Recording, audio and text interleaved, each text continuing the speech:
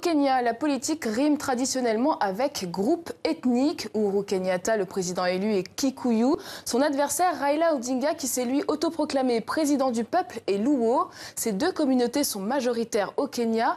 Et dans les moments de tension, ces rivalités ressurgissent, comme à Kisumu, où à chaque scrutin, ce fief de l'opposition et territoire des Luo sombre dans la violence. Reportage sur place de Simon Rodier et Pierre Morel. Parfois, la politique a des effets sur la vie des habitants.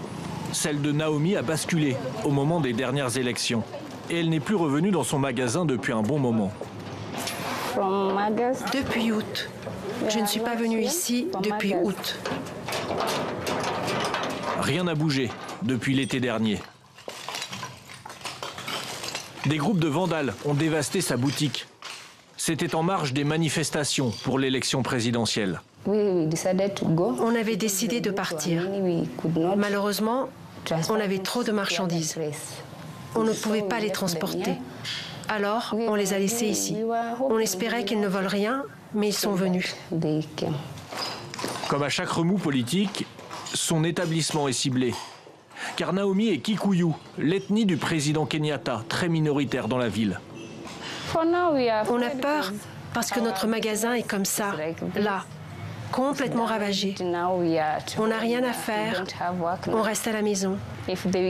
Si ça se calme, on réouvrira peut-être. Mais si la tension persiste, on partira. Naomi sent bien qu'aujourd'hui, son Kenya a du mal à s'apaiser. La paix entre communautés, c'est l'une des missions d'Audi Ogada. Ce militant gère un lieu d'activité, de rencontre. Il encourage la mixité à Kisumu.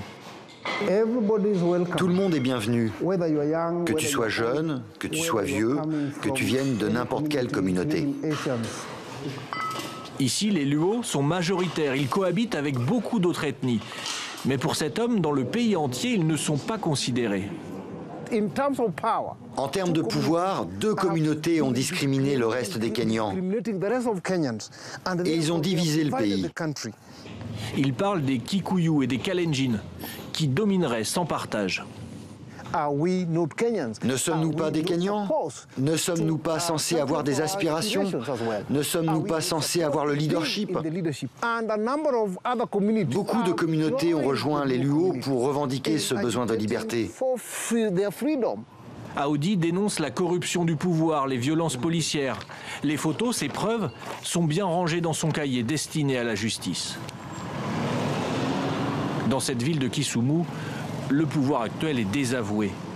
C'est une ville calme en apparence, mais elle se transforme quand viennent les élections.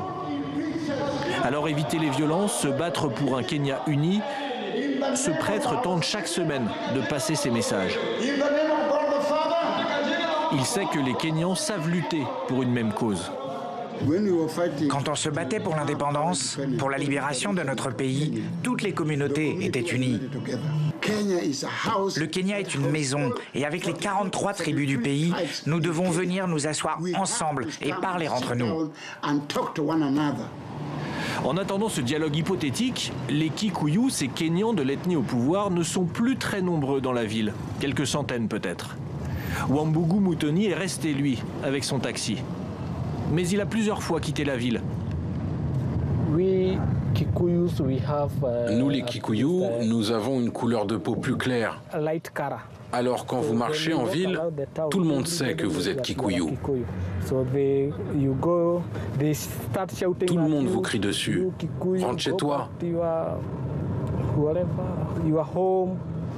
Lui a trouvé un remède, une solution à cette crise.